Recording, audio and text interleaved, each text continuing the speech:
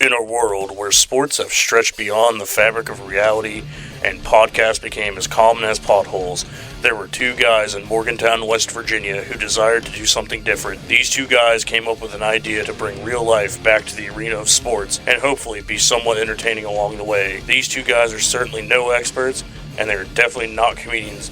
They just think they are. This is the Extra Medium Podcast, and here are those two guys.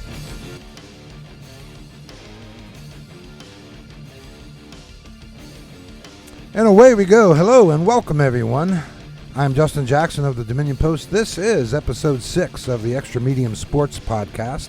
We will refer to this episode as the COVID episode in a way of sorts here, because I have to unfortunately announce that my sidekick, Matt Amory, is currently in the hospital as we speak. He started to feel badly early in the morning and tested positive for COVID-19. I did get a chance to speak briefly with Matt. He is feeling a bit better. We certainly hope he gets well, and we do expect him back for next week's show. For now, as they say, the show must go on, or to be more truthful about it, we are trudging along in order to keep our sponsor happy. In studio today, we have both Michael Griffith and Spencer Ripchick of the Dominion Post. We're going to be talking a little bit about college football, a little bit about high school football. Michael is in the co-pilot seat today, and speaking of the sponsor, Michael, hit him up one time with the plug. The Extra Medium Podcast is proudly sponsored by the Erickson Alumni Center.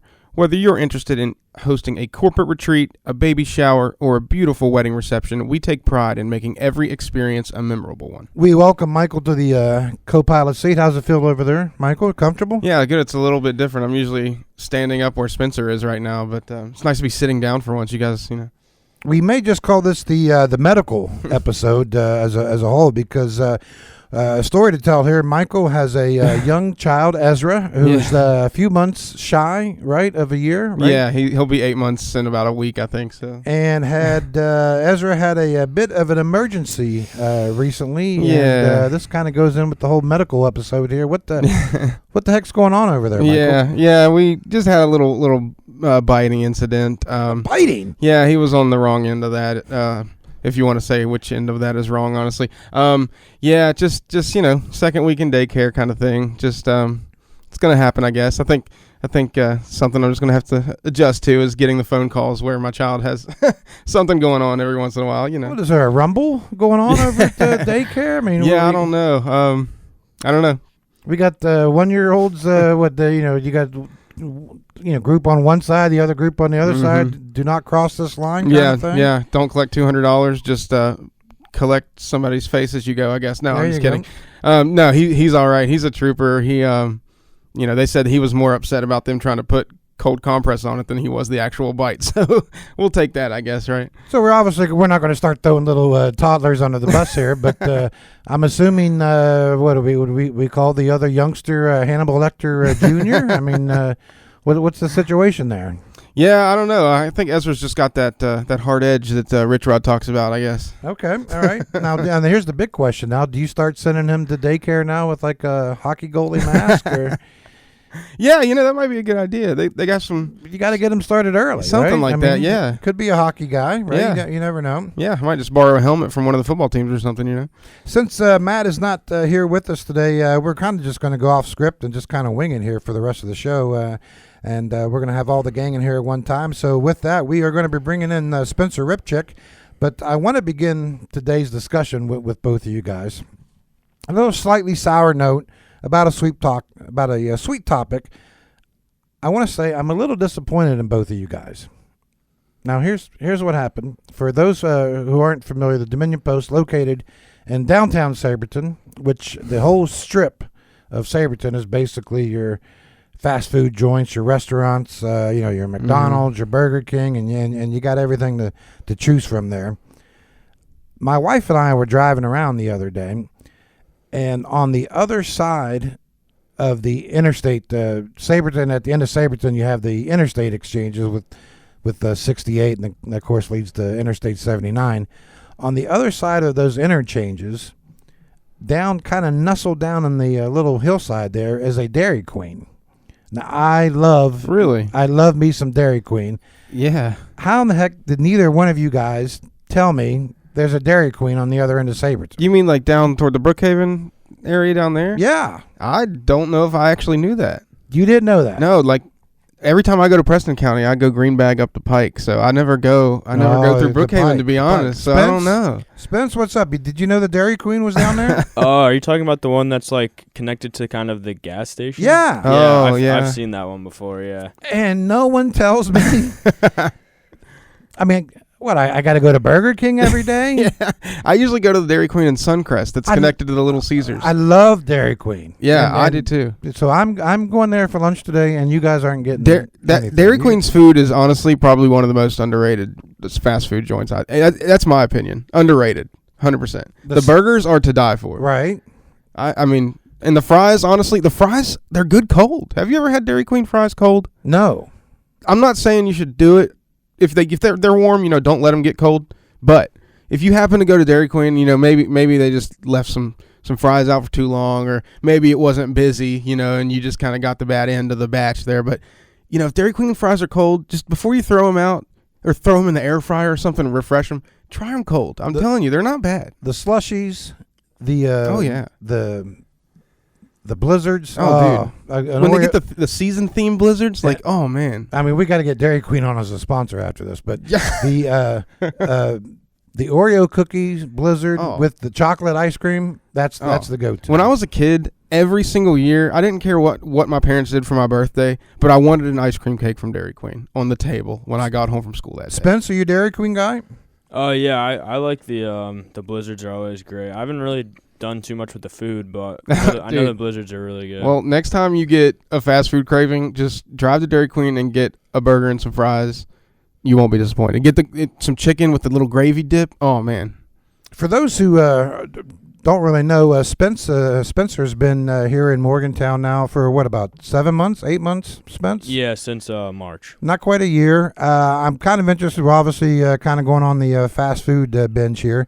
The areas in Morgantown that you've gravitated to, what's your hot spots? Well, I live over by Suncrest, so usually I hit up the restaurants in Suncrest. Mm-hmm. I think I forget what it's called. Like, is it Don Taco or whatever? They have really good tacos. Yeah, that's kind of new, isn't it? Yeah, that was pretty good. Is that in the town center? Yeah, and then also over on Cheat Lake, I think it's Olivero. They have a pizza place over there. Okay. Their pizza's really good, and then the place downtown in Morgantown too is really good. The Italian place, but I haven't tried too many restaurants around town. I need to start trying more. I've had I think it's called China Station in downtown. I think that's my Chinese place that I've been going to. What's your go-to food on a late Friday night? You're going home to watch some football or something. What are you getting? Around town, probably. Or just in general, not even here. Just what's your go-to food? I usually get Chipotle is usually my go-to every once in a while, and there's one over by where I am. There's quite a few around here. So you guys been to the Plaza Azteca, the newish Mexican place in Suncrest? It's on the road when you're going up the hill there. I've seen that place. That place is always busy. It looks really good. Yeah, if you go for lunch, it's really good price. Place. It is delicious. You ever check out the Ariza there in the little across the street from the town? Yeah, I've seen that place too. I want to try that as well. I just tried the Poke Bowl place that's in the Suncrest too. That place is pretty good. I've never tried those, but it's kind of expensive. People rave about that stuff too. By the way, all the places that we were mentioning, if you're listening, we are open for more sponsorships if you guys are interested.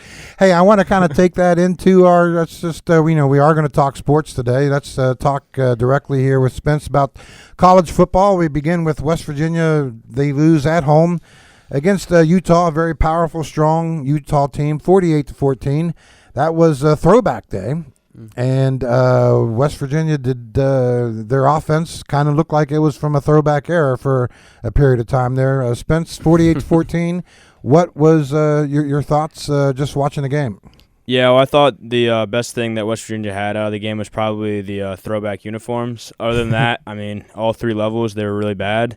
Offense was bad again. I mean, it hasn't looked really good all season except for a couple of drives and maybe the pit drive at the end of the game with Nico. Obviously, Nico Markiel didn't play after injuring his foot, and now it sounds like he could be out for longer than just this week or just last week. And so Jalen Henderson started. He's definitely more of a rushing quarterback. He can't really throw the ball at all. He threw behind receivers, almost threw a couple interceptions, and he was benched at halftime. And, I mean, it was Rich wanted to get in some of the younger guys. So Khalil Wilkins came in for the second half and after they were down like 35-0. And he looked a little bit better. He definitely threw the ball a little bit better. He definitely missed some wide-open throws, though. But he's definitely a faster runner. So, I mean, if he wants to lean into that running game, I think they pick Khalil Wilkins. Then the defense looked really bad, actually, they looked pretty good all season. They got torched up by that physical front. Devin Dampier just started torching them up, hitting wide-open wide receivers. They missed tackles. It was bad, and even the special teams was pretty bad. So, all around, just a bad game for West Virginia. The Utes did not punt in the game, Michael. Not once. Did not punt. Nope. WVU head coach Rich Rodriguez made a big issue of that following the game. Utah had 532 total yards of offense, and as Spencer mentioned, Devin Dampier kind of went off, had a day, 4 touchdowns passing. He added another touchdown on the ground.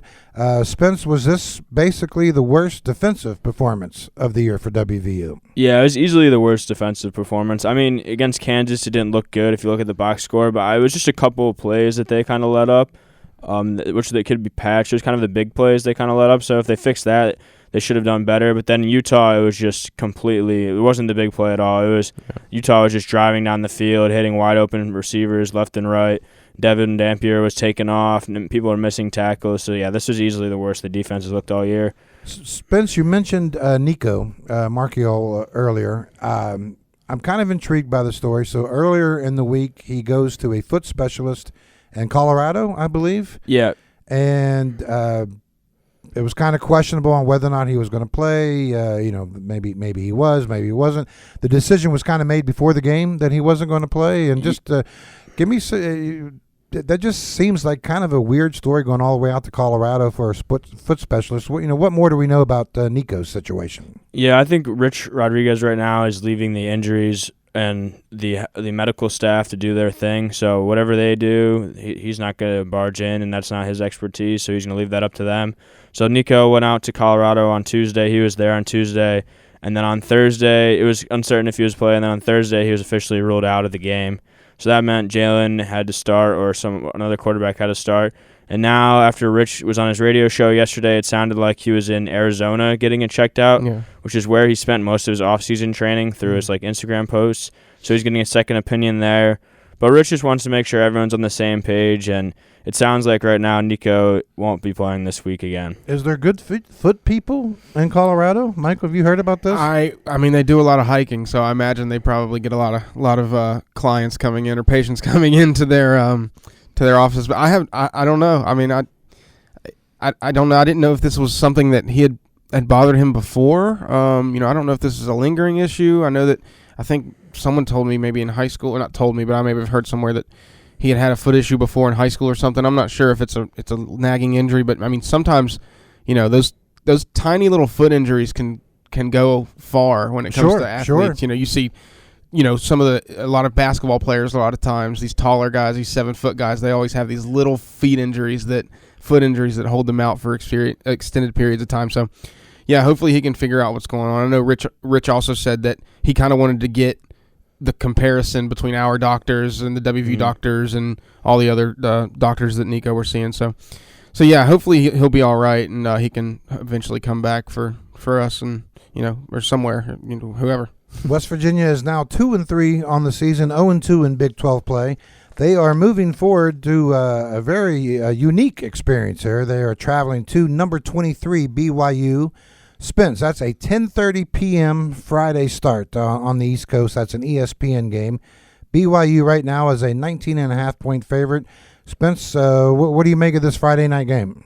It's a short week, and they have a lot to fix, so it's going to be difficult to fix all those issues like the tackling and the offensive struggles. So I think they're going to be going into a buzzsaw again. They've been doing that the past 2 weeks realistically. And then BYU's looked pretty good this season. Their defense is top the Big 12. Their offense is still shaking out some kinks with their freshman quarterback, Berkmeyer. I think I said it right. Yeah. But he's looked all right. He's solid. He's been a game manager. Hasn't put the ball in any harm's way yet. So he's looked pretty good. And their defense is one of the top, as I said, is one of the top in the nation. So it's going to be another challenging game for West Virginia, especially on the road and getting adjusted to that time zone difference. That's pretty significant, especially when you're playing at night. Well, how are you going to adjust to the time zone? It's at 10:30. Here's the question of the week. So you obviously have all these apps out there now that can write and tell stories. So 10:30 at night. Are you staying up for that game, or are you going to use ChatGPT to do your? No, I mean that's what I get employed to do is watch the game. So I mean, if I have to, and then I get Saturday pretty much to sleep in a little bit, and I don't have to wake up and go to the stadium or get prepared for a game. So I'll be up the entire game and write a couple stories after, or a story after, and it'll probably be a very early morning for me Saturday turning into my stories, but. I like watching the games and seeing people's reactions on social media and stuff like that. He'll be getting that taste of your Friday nights. Oh yeah. I mean, have you ever written a story at 3:30 in the morning before? I feel like I have definitely. I think there were some late 7:30 kickoff games. Well, 7:30. That's 3 hours early. Yeah, it's 3 hours early. But I think I think the latest was like 1 in the morning. I got back one time. I think the Purdue game a couple years ago was at 8:30 for Penn State Purdue, and that game I think we got back at like 2:00 in the hotel. So I've done it before. All right. Well, Spencer's young. I mean, you younger guys can stay up. I can't do that as much anymore. Hey, Michael, I don't know if you know this or not, but Spencer actually over the summer went and visited Provo, Utah. Really, I think he did mention something about that on a previous episode. So, I mean, for WVU fans who might be thinking about traveling to Provo for this Midnight Spectacular, what were your thoughts on Provo, and how did it, what were your impressions? How did it take you in? I mean, it was I went during the summertime, so it was like super hot and stuff. I don't think it'll be, it's probably still be pretty hot in the pretty much a desert out there in the mountains. But there's a lot to do if you're going for like the weekend. Because obviously there's no game on Saturday, so if you are in town for the weekend, there's all sorts of activities. There's rafting. There's a ton of hikes you can do with all the mountains around. I know West Virginia people are used to going on hikes, but those hikes are really cool. The mountains are really nice to take in. But yeah, there's quite a few things, especially in downtown Provo. There's a lot of good restaurants around. Mm-hmm. I'm kind of blanking on some of the names, but Black Sheep was pretty good. Their tacos were really good. So if you're in town, check out those places. I'd recommend. You went out there. Can you fly into Provo, or where did you land? You can fly into Provo. I think it's a bit more expensive. They're a bit of a smaller airport, not as small as Morgantown's airport, but definitely on the smaller side. I flew into Salt Lake City, which is only like a 45-minute drive. Okay, so it's not too bad. Did you visit the football stadium? Yeah, I visited the football stadium. It's a really nice stadium. One of the cool things is I think it's the fourth quarter, they hand out ice cream to the opposing team. So free ice cream to the opposing team, people who travel. So that's something that's pretty cool, and I don't think that's happened at any other stadium that I've heard of so far. Wait a second. The fans? The fans, yeah, they get ice cream, not the players. The fans, they get free ice cream for the opposing team. So West Virginia fans will get free ice cream. I think it's the fourth quarter. That's cool. What do they go around like seat to seat? Yeah, and, like vendors or what? Apparently that's what I heard. That's what they told. That's what they told me on my visit. That's not. I feel like Jay Billis getting. That's not bad. Is it good ice cream? Is it Dairy Queen ice cream or? They have some good ice cream places around. They're kind of more known for their sodas. Actually, they have like their like craft custom soda things. They're like cocktails, but without alcohol. I mean, you could probably put in alcohol in your drinks. That's another thing. It's kind of hard to find alcohol around there, but there's because of all the Mormons, and so it's kind of hard. But there's definitely some places for West Virginia people who I know like their beverages to indulge in. Yeah, I wonder what's more of a culture shock. Is it BYU fans coming to Morgantown, or is it Morgantown residents going to Provo? What's the bigger culture shock, you think? Because you say it's hard to find alcohol out there, but they come here and it's like exactly. You look on the side of the road and you can get a can of beer probably. So. Yeah. Can you? On the side of the road? On a Saturday in fall in Morgantown, there's a good chance. No, you could get one on there's the side a good chance that there'll be an unopened Bud Light. Do you want a beer from the side of the road? No, I didn't say you might want it, but at that point you might. I don't know. Sorry, Spence. Go ahead and answer them. Yeah, I think it's a bit of both. I mean, the West Virginia fans are going to go out there. I mean, they both have mountains, so they'll both be used to those. But yeah, I don't know. It might be a bit of both. The desert. I mean, it's kind of a little bit more unique out there with the desert, though, right? I mean, it's the desert kind of cascading into the mountains, as opposed to, just the regular hillsides and regular terrain. Yeah, it's kind of like a big bowl. There's like mountains around, and then it's all flat in the middle, which is kind of cool. You fly over to the mountains and down into the I think it's called a basin or something like that. My geography's not that great, but well, you're doing all right, Spence. But yeah, it's really cool. I mean, it gets really cold at night, so that's something I'd be prepared for, especially like with a late kick. It definitely gets cold at night, and it's really warm during the days. As Spencer mentioned earlier, BYU is number 1 in the Big 12 in scoring defense. They are allowing just 9.3 points per game. That's through 4 games, I believe, right? They've had a bye already? Yeah, I'm pretty sure. That's 9.3 points per game. That's through 4 games. BYU is also second in the Big 12 in rushing yards allowed per game. They are giving up just 76.3 rushing yards per game. That's not a good sign for West Virginia. And opposing teams are averaging just 2.5 yards per carry against the Cougars. That also is not good news for West Virginia. No, not at all. And you talk about our defense as well.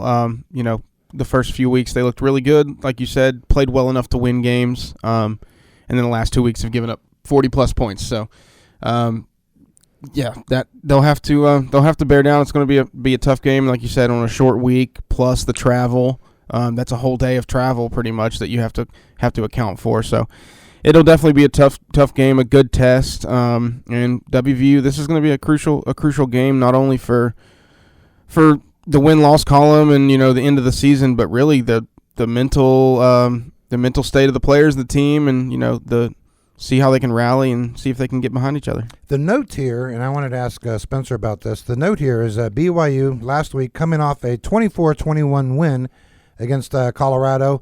We're talking about how great BYU's rushing defense was. Well, in that game against Colorado, the Buffaloes did rush for 172 yards and 2 touchdowns. That was a late night game Saturday. Did you get a chance to catch that BYU Colorado game at all? Yeah, I watched a little bit of it. It was kind of late at that point. I was kind of tired from the long day of watching Utah run all over West Virginia. But yeah, I looked at some of the highlights to prepare for this week, and BYU was down early, and they came back and won on the hands of their freshman quarterback. So they squeaked out a win. I mean, it's a tough place to play in Boulder. I mean, I don't think it's too much of an altitude difference, and it's probably not too far as well. I don't know how close Utah and Colorado are. I think they might even border each other or something like that. But it was definitely one of their first tests. I mean, they haven't played too good of opponents so far. But yeah, it was their first real test, and on the road, the true freshmen got it done. Well, that kind of brings me to my second question here. We sit here and we rave about BYU's defensive statistics. In your opinion, is BYU's defense really that good, or is it just that they haven't played good quality opponents to this point? Yeah, well, I think it's a bit of both. I think the defense obviously has been helped by not playing too good of opponents, but I mean, you still have to shut out teams, and 9 points per game is very, very low. 9 points is still 9 points, right? Especially after allowing 20 points this weekend. So it's definitely, their defense is definitely legit. We're going to mention, I think we mentioned last week, Spencer is a AP Top 25 voter. Spencer, I had a chance to look at your ballot this week. And I don't know if you guys are aware or not of the website AP Poll Tracker. I get on this a lot for basketball, but they also have it for football, where they obviously they list what the current top 25 is, but then they also have a tab to where you can click on each voter's name. Okay. And I don't know what is it, like 60 voters? I think 60. And so they got all 60 names, and you can click on the name, and it'll bring up that individual's ballot. And at the top of the ballot, there's like a thumbs up or thumbs down. You can vote on whether or not you like that person's ballot. Gotcha. Spencer, as of this morning, you were plus 14. I don't know if that's... Oh, really? Wow, I didn't even look. Yeah. I know some people really liked my ballot because I was pretty harsh on Penn State. I ranked them outside the top 10, and a lot of people had them in the top 5, and people were like, why would you do that? Penn State hasn't played anybody, and they lost at home to Oregon. But I was pretty harsh on them. I moved them behind all the undefeated teams pretty much, and the only one-loss team ahead of them is Texas, who they haven't been playing very good football, but I mean they have a similar situation, and they actually were on the road against Ohio State, and Ohio State's still top-ranking team in the nation. But yeah, I ranked them outside of the top 10, which I think a lot of people enjoyed, especially the SEC fans, and a lot of people. Yeah, and a lot of SEC fans. And everything. And the rest of the rest of the Big Ten, because the Big Ten, everyone thinks Penn State's a fraud, and I kind of ranked them as a fraud. Well, they haven't beaten an FBS team yet, have they? So yeah, exactly. So on the website, they also list if you have someone, they have what they call extreme picks. So where like if you have someone ranked like a differentiating. Yeah, if you have someone ranked like 4th and their actual ranking is 10th, they highlight it in blue. Spence had 2 extreme picks on his ballot this week. The biggest one being Missouri, which he had Spencer had ranked 13th, and they are actually ranked 19th. You must really like the Tigers, Spence. Yeah, I think they're one of the better SEC teams. I mean, Bo Prabula's looked really good so far, the Penn State transfer backup quarterback. He's looked really good. They have a couple of good wins. They beat Kansas, and I think they beat somebody else. I'm just blanking on the team, but they've looked pretty good so far, and I think they're deserving of that ranking, especially with the teams behind them. I think I have the only team that people would maybe question. I think I have Texas Tech behind them. But Texas Tech, I also think, has been really good, and they're a top team in the Big 12. But all those teams, like in the 15, I think all the top 15 teams are kind of establishing themselves, with the exception of maybe Notre Dame. I think Notre Dame could be a top 15 by the end of the season, but so far they haven't really proved themselves with losing those 2 ranked games at the start of the season. But I think the top 15 teams are solidifying themselves, and Missouri definitely has the case to be in there. So where did you have Texas Tech if you had Missouri 13th? I'm curious. I think you think they're top 15? I think Texas Tech I had at 14th, and then I think right behind them I had LSU. I was going to say I think Texas Tech is worthy of that top 15. Yeah, I think Texas Tech by the end of the year, I think they're playoff top team. 5. Yeah, they're a playoff team for sure. The other extreme pick, which I didn't think was extreme, I was actually very impressed with the pick. He had South Florida at number 21, and I think they're ranked they're also receiving votes kind of team. But I like the fact that you haven't given up on South Florida. They obviously proved themselves early in the season. Yeah, they did lose to Miami, but I mean they're 3-1. Their resume is top 25-ish, and having South Florida still in your top 25, Spencer, I gotta say it's pretty impressive. Yeah, I mean they should be in the top 25. I mean, the only reason you'd knock them out is maybe because the teams that they've beaten haven't looked too great so far. They beat Florida and they beat Boise State. Both were ranked teams at the time, right? And then they got demolished by Miami. But I mean, they're still better than a lot of the teams that are above them, and like the people had like Virginia in there. Virginia, they beat Florida State, but I still think. You can catch Virginia on a bad day, but I mean, South Florida is more proven than Virginia is. No, I think so too. And of course, like you said, they lost big to Miami, and that was obviously coming off the Boise State wins and Florida wins.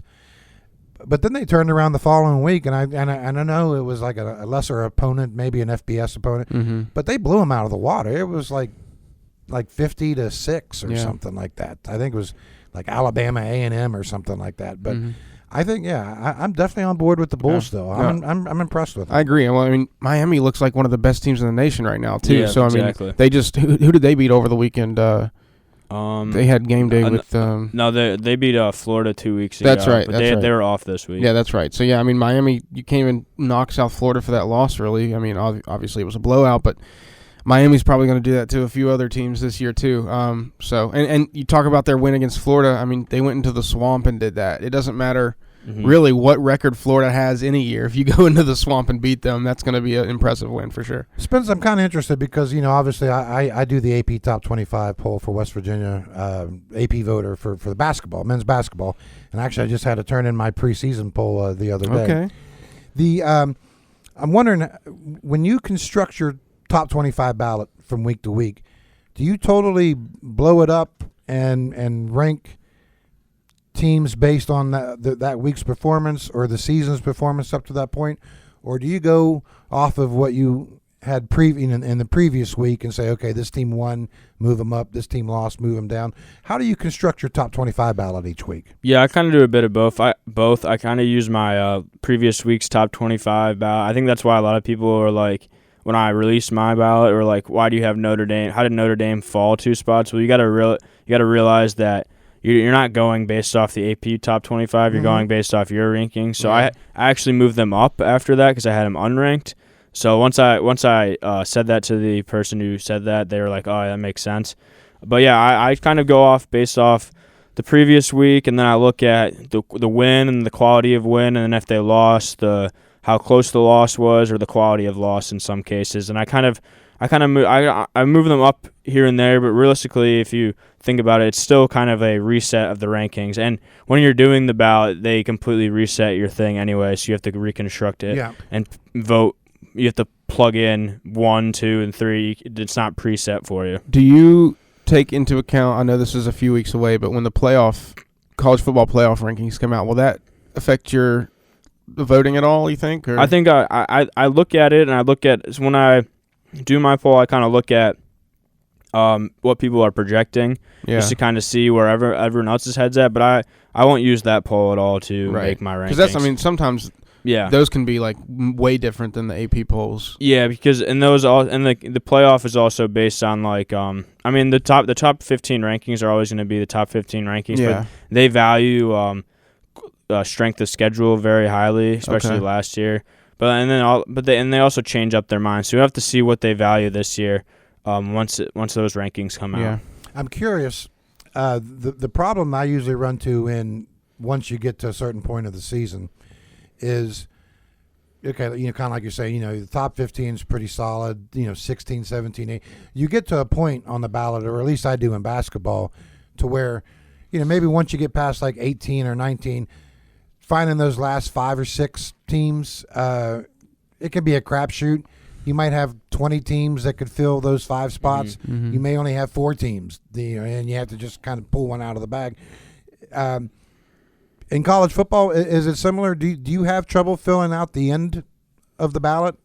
Yeah, but I think it's a bit easier because there's not as many games. I think college basketball is really hard because there's so many games, but then there's also so many college basketball teams across the country, and all of them are viable. It's not usually just the Power 4 conferences. You got the Big East there, and they're really good, and they always have really good teams in college basketball. But that's not really the case in football because there's not really that smaller conference that does really good in a certain sport. But yeah, it's the hardest to rank is probably 15 to 25 because those teams are kind of the unproven teams but have been looked really good, so it's kind of hard to judge them against the teams who are proven and look good.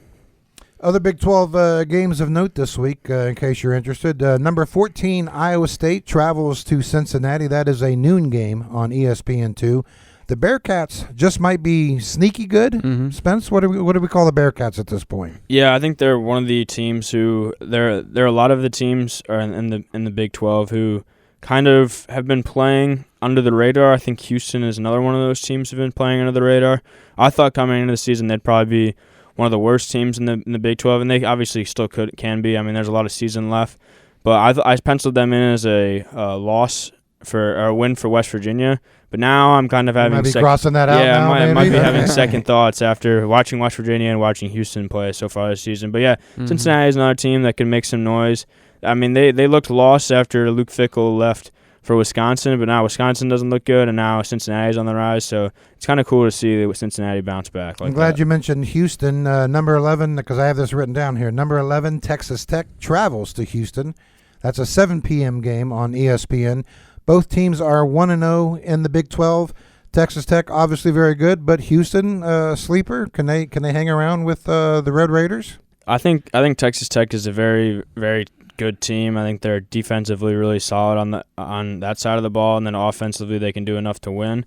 I think this will be Houston's first real test to see if they're pretenders, but I also think it'll be Texas Tech's a good test for Texas Tech to make sure they don't get caught sleeping against a team that's historically not very good and surprises them, and then they get shot out of the rankings or down. Their season takes a tough blow. So it should be a good game, but I still think I give the edge to Texas Tech. It'll also be interesting to watch because last week when 2 weeks ago, when Texas Tech beat Utah, they had their backup quarterback come in, right, and he played really, really well. So, I mean, that'll be something interesting for them to watch going forward. Do you play both? Do you try to go back to your starter? That's something that they'll definitely have under their belt. The Bearcats have survived the loss of Luke Fickell, and maybe, just maybe, Houston has survived the loss of Dana Holgerson. Just maybe. Just maybe. Just maybe. The other game I have written down here, Colorado travels to TCU. That's a 7:30 p.m. game on Saturday night on Fox. TCU, best 0-1 team in the Big 12? I don't know. I think that was a tough loss to Arizona State, who Arizona State kind of didn't look too good this season. They lost to Mississippi State. I think Arizona State has one loss, so I think they might be the best one-loss team after beating TCU, obviously. But yeah, I think TCU is still a good football team.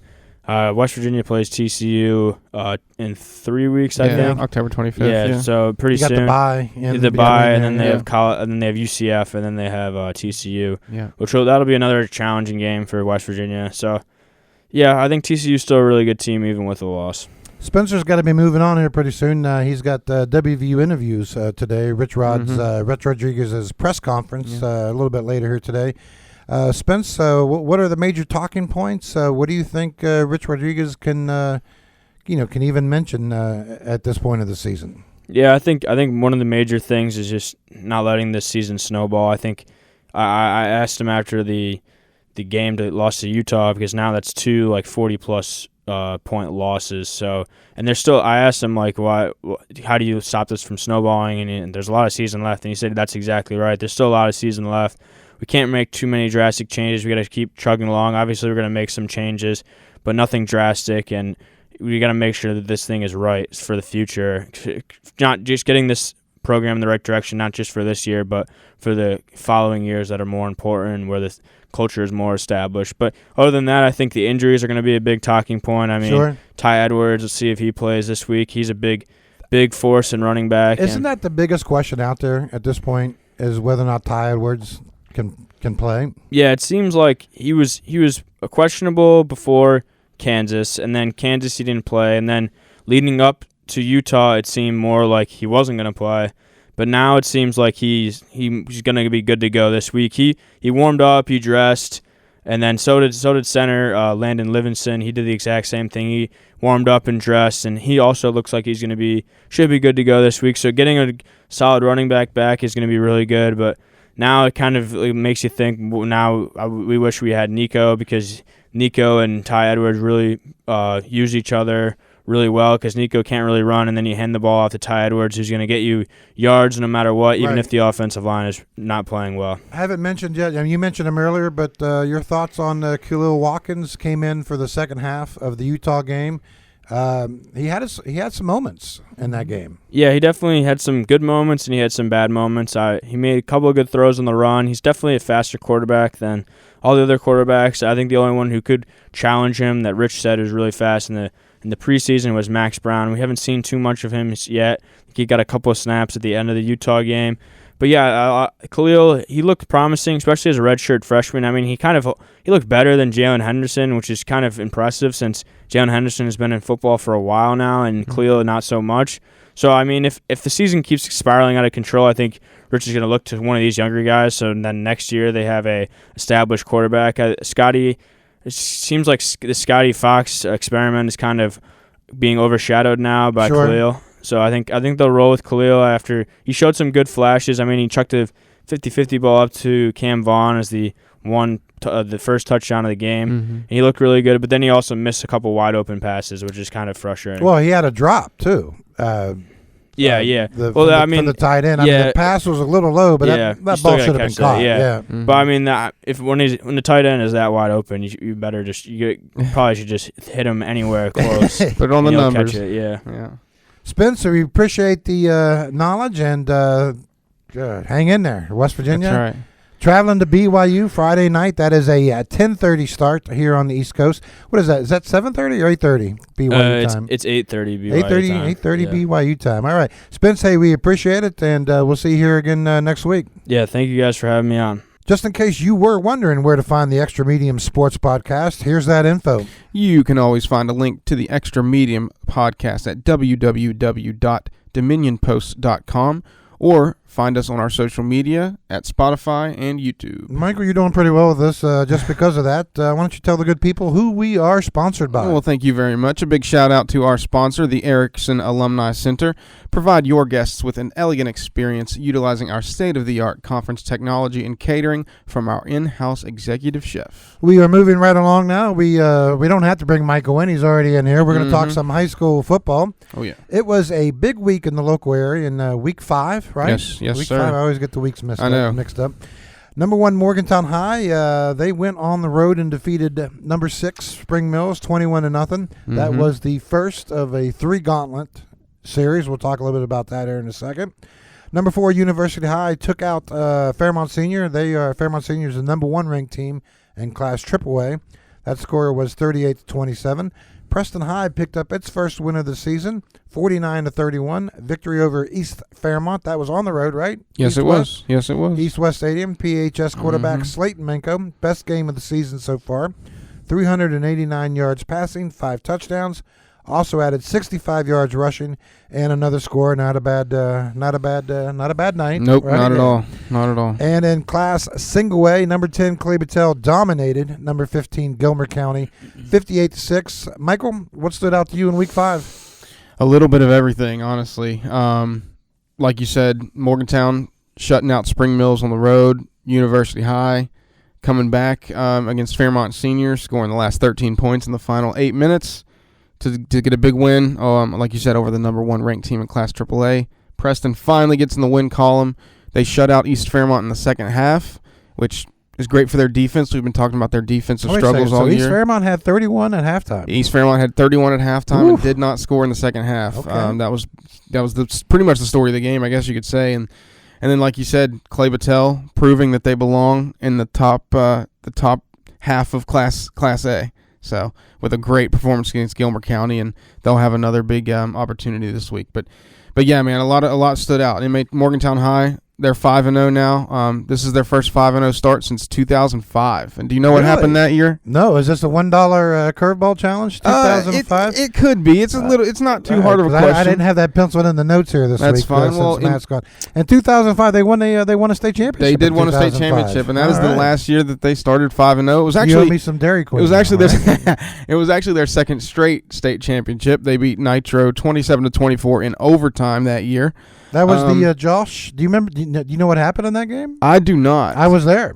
That was the Josh Culbertson fumble game. Okay, that was in overtime. Okay, Morgantown High kicked the field goal, and so now South Charleston Nitro. Pardon me. Yep. Nitro has its possession. Josh Culbertson, if you're not familiar with the name, is the state's all-time leading rusher. Okay, and obviously he had a big monster senior year. Won the Kennedy Award. Like 3,000 yards plus rushing that year. And so now it's Nitro's possession in overtime. And obviously it looks like they're just going to pound the ball, right, going for the touchdown and win the game. And like I said, Josh was this just amazing running back. And he's running. He's getting like a 4 or 5 yard gain, and he's kind of fighting for more yards. And I can't remember the young man's name, but the kid from Morgantown High came in from like behind and reached his hand out and stripped the ball. Oh, my gosh. And that was Josh Culbertson, the great career that he had. That was his final carry in high school football in West Virginia. Wow. That must have been you probably could have heard a pin drop in that stadium whenever that happened. Oh, it was an amazing wow. game. Yeah, and not to make light of Josh Culbertson's situation, he was a fantastic football player, yeah. Yeah, absolutely. And so really big for the Mohegans. Maddox Twig, he had a 68-yard pick six on defense, which is obviously we always talk about his offensive numbers, but he gets switched in. Oh, he's not a regular on defense. No, right? they'll throw him back at safety. Yeah. He's a big body. He was a couple of the plays that I was able to go back and watch from the YouTube broadcast. He was coming all the way up from safety to the box and stopping the running back in the pile. So Isaiah Thompson, 19 carries, 123 yards and a touchdown. Morgantown only threw 9 passes in the game, Justin. They only attempted 9 passes. Right. And that's kind of the old exactly. And it stood out to me yeah. because that shows the versatility of the offense this year at Morgantown High, because we know that they've been throwing the ball a lot more. They've come up with this hashtag called Air Bizer now. Have you heard that yet? No, not yet. Yeah, we got the Air Bizer. They made T-shirts. John Folks said Air Bizer is what was going on. I'll have to dive into that a little bit. Is that an NIL deal? Yeah, it might be a little deal going on. They could probably get some deals going on with that. But yeah, but that just shows the versatility of the Morgantown offense. They can be successful in multiple ways, which is going to go afar for them. I'm guessing if they throw 9 passes, I'm guessing, and they're just off the top of my head here, I'm going to say at least 6 of them were like deep throws. Or yeah, I would actually, I'm not 100% sure because I think they had under 100 yards receiving. Okay. I know Carter. I think there was only 2 players to catch a ball: Carter Cooper and Owen Young, I believe, and I think Cooper may have had 5 receptions. I think they only completed 6 passes. So Cooper had 5 catches and Owen Young had 1. So that stood out to me when I was going back over the numbers. It was just, man, if you're a team that can take away the pass, it's not going to matter for Morgantown unless you're ready to stop the run. But at the same time, if you got a really good front 7 in the box, they can spread 4 wide, and they can also hurt you in the pass game. So that stood out to me for Morgantown going forward, is just the versatility of their offense and the different ways that they're going to be able to put points on the board, especially if their defense keeps playing this way. Obviously, the story we mentioned earlier, the gauntlet of a schedule the Mohegans are basically in the middle of here now. Yeah. So they go on the road last week, beat Spring Mills, which we kind of thought at one point was a state title contender. Mm-hmm. Probably still might be. Shut out Spring Mills 21-0. So now this week they're back home and playing Wheeling Park, which is going to be a top 5 team, maybe number 3 or 4 in the state when the rankings come out later today. But obviously Wheeling Park has Brennan Wack, right? Yes. And we saw a couple weeks ago what he did to University High. What was it, 329 and 6? Yeah, 31 rushes. I mean, he averaged over 10 yards a carry for sure. So obviously, we were just talking about Josh Culbertson. Brennan Wack is kind of maybe the modern version of Josh Culbertson.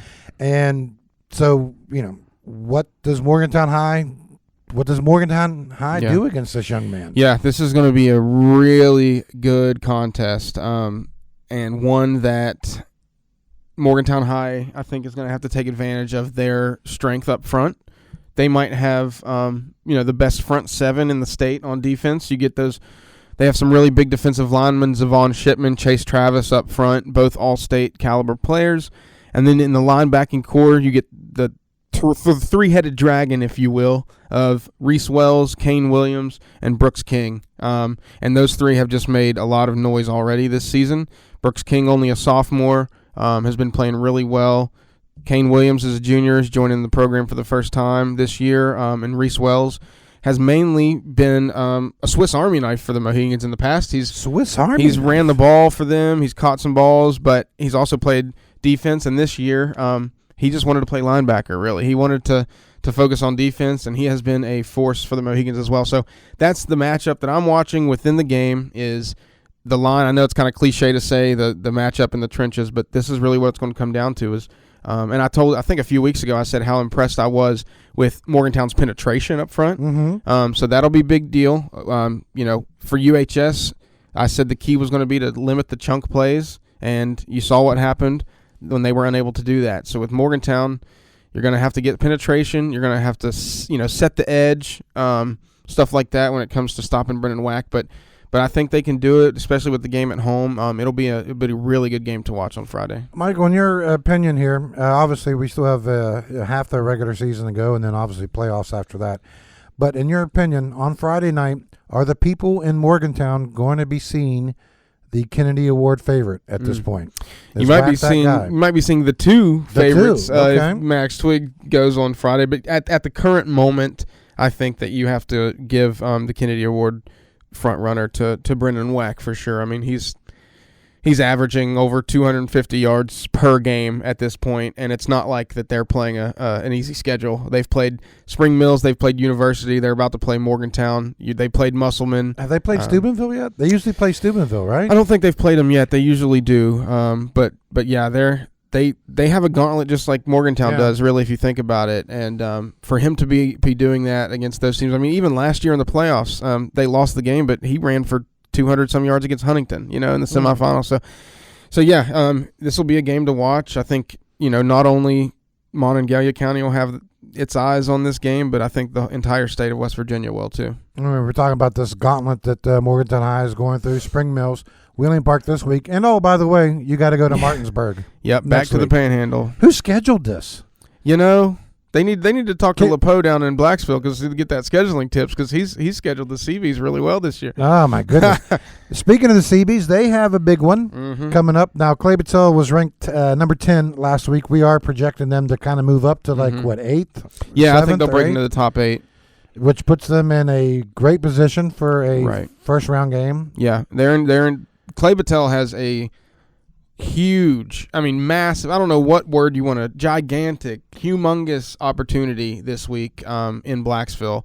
And this is another game that no matter what class you typically watch in football on Friday nights, you're going to want to get your eyes on the single A contest, because he is, speaking of number 4, yes, Meadowbridge, who Clay Battelle went on the road and beat last year, right? Exactly, yep. Meadowbridge was ranked number 8 last year. Clay Battelle went on the road and came back to Blacksville with a very impressive win. And Meadowbridge has probably had this one circled for a long time. Sure. They're going to want to come in and take care of business. So this is going to be a great game. Clay Battelle's defense, I think they've been putting up a lot of points, obviously, on the board. They force a ton of turnovers. Yes, their defense has scored 4 touchdowns defensively through 4 games.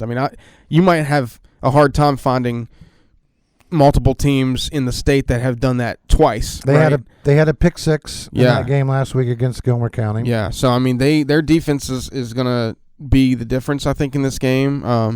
And I think this is going to be a moment in Clay Battelle's season where, if you get this win, you got to go on the road next week to Richwood, who's 0-4. You got to imagine you can win that game. But then your final 4 games are all at home. So the whole month of October, you do not have to leave Blacksville to play football one time.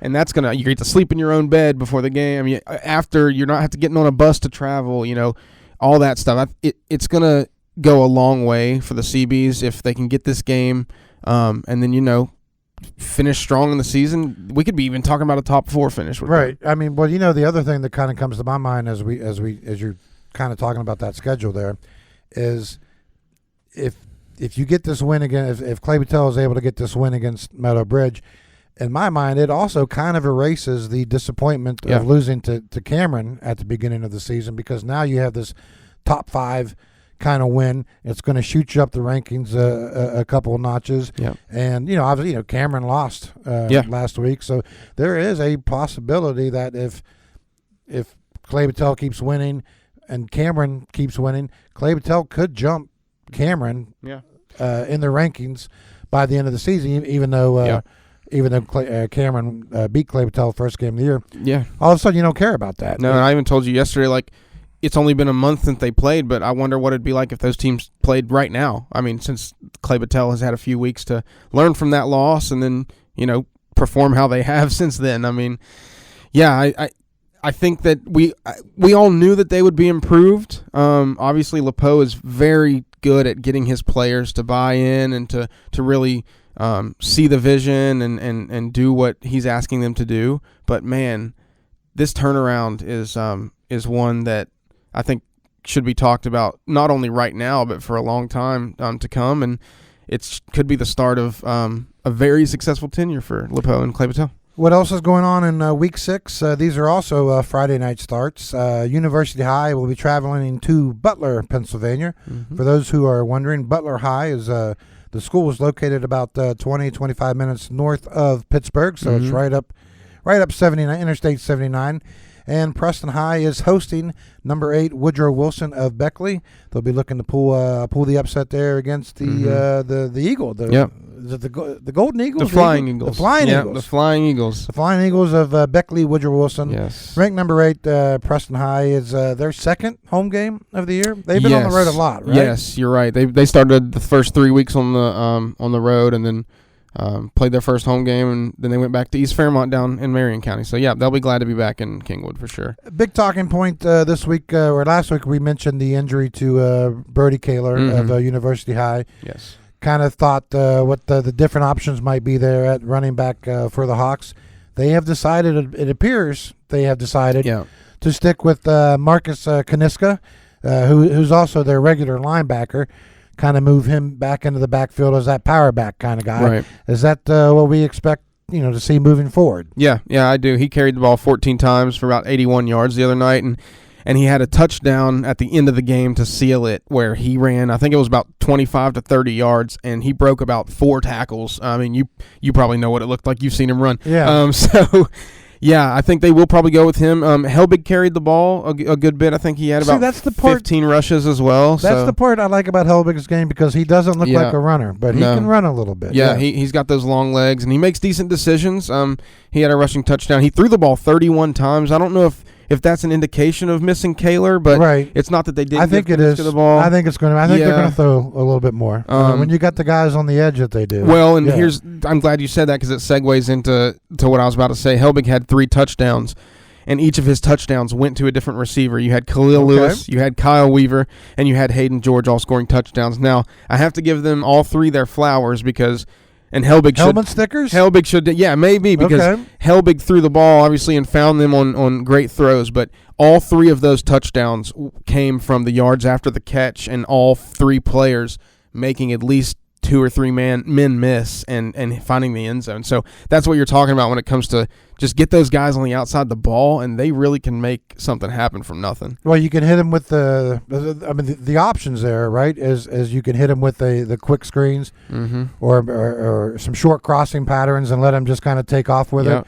And then you can just obviously just throw it deep to them. And another thing that impresses me is that Hayden George and Kyle Weaver, those guys, they have the IQ, and Helbig has the IQ to where if a play is a little busted, Helbig can get away, and those guys have so much talent when it comes to getting open outside of their route or after their route is over, or they have a really good chemistry with their quarterback to find space in the opening spaces of the defense, and Helbig is just as good at finding those guys when they do that.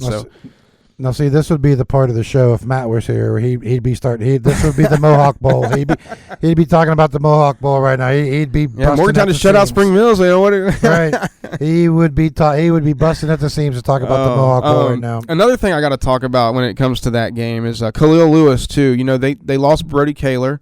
Not only was he a great thing on offense for them, but he was also playing in the defensive backfield for their defense. Okay. And he had a few picks this year already. Khalil Lewis filled in for Kaler, and what caught my attention was after I was talking to him after the game, he was playing defensive end the week before. KK, and he moved to defensive back. I mean, that's probably the 2 opposite positions you could get on the football field. Was offense he a or defense. defensive end? Yeah, he told me. I asked him. He said I was playing defensive end last week, and off practice this week I came to defensive back, and they were leading 31-28 with about 5 minutes to go, and he came up with a huge interception in Fairmont territory. That's what led to Kaniska's touchdown, and that's what led to them winning the game. So it was a great play by him, and I asked him, how it was preparing to move from defensive end to defensive back all week, and Khalil told me that. Well, he's got size. I mean, he's got absolutely. Kind of size. It looked like he covered 10 yards in about 2 seconds as long as his legs are. It was crazy, but he actually told me that the reason that he got that interception and was in the position, he said that the play that he saw was something he saw on film. Okay. So he said they watched film at a lot, obviously, of the Fairmont offense, and the play that they were running, he noticed a certain thing was going to happen, and he jumped it and came up with a huge interception for his team. All right, so we're going to break out of this here now with predictions. Yeah. What do we got here? We got let's start with we're going to start with the Mohegans. That's the big one, right? I think that's the game to start with. Maddox Twig is going to have to be healthy. He's definitely good to go right now, I think. But I was going to say, is that in question? I mean, he did. No, I don't think it's in question of him playing. He was dealing with just a little foot pain. He set out a couple possessions or a quarter? He came out at the end of the first half, and then I think he started maybe the second possession of the third quarter. But from then on, played in the game. But yeah, friend of the show, Maddox Twig. Friend of the show, Maddox Twig. Yes, something to monitor. But I think for the most part, it's nothing to worry about. Just something to keep in the back of your mind. But okay. But yeah, like I said, that battle up front. This is going to be a high scoring game. I don't think Morgantown's defense will hold Wheeling Park, down as much as they have other teams. I'm going to go. Man, this is tough. I think it'll be a late turnover that's going to make the difference. And I'm going to say Morgantown's going to come up with that turnover and win the game. I'm going to say 28-20. 28-20? Morgantown? Yeah. Morgantown's going to win 28-20. Well, now, here's the thing now, because I kind of think back to University's game against Wheeling Park. WAC ended up having this monster night, 329 yards, 6 touchdowns. But it wasn't like it was a monster performance throughout the entire game, right? Right. Like the first 2 or 3 possessions, they kind of shut him down, right? Yeah. But he got stronger. I guess my point is he kept getting stronger as the game came along. I'm assuming he can do the same against Morgantown High. Yeah. So will he be the difference late in that game? Yeah, and that was the key, I thought, to UHS winning, was to not let him do that. Right. He's going to get his and going to get a few touchdowns and going to get 150 yards, but as long as you don't let him have a Kennedy performance every game, you're going to have a good chance to win the game, because he scored every single touchdown for Wheeling Park against University, and Wheeling Park passing game isn't as strong as it should be either. I mean, they only had 90 yards against Musselman. That's the thing with Wheeling Park. You know what's coming. You know WAC's coming. Yeah, 100%. So I think Morgantown is a little more disciplined when it comes to their defense than University. They have a little more experience, especially on front in the front 7. Hot take there. A little bit of a hot take. All right. I think that is going to make a huge difference in the game. And, if Morgantown's able to build a multiple touchdown lead or a multiple score lead by halftime, I think that they have the tools to bear down and the defense to finish it out. And Maddox Twig has the IQ and the moxie to control the clock and control a game well enough to see it out. So University High traveling to the Pittsburgh suburbs, basically, of Pittsburgh, from Butler, PA, going up to the state of Pennsylvania. Was it the Keystone State, right? Is it? I don't know. Okay.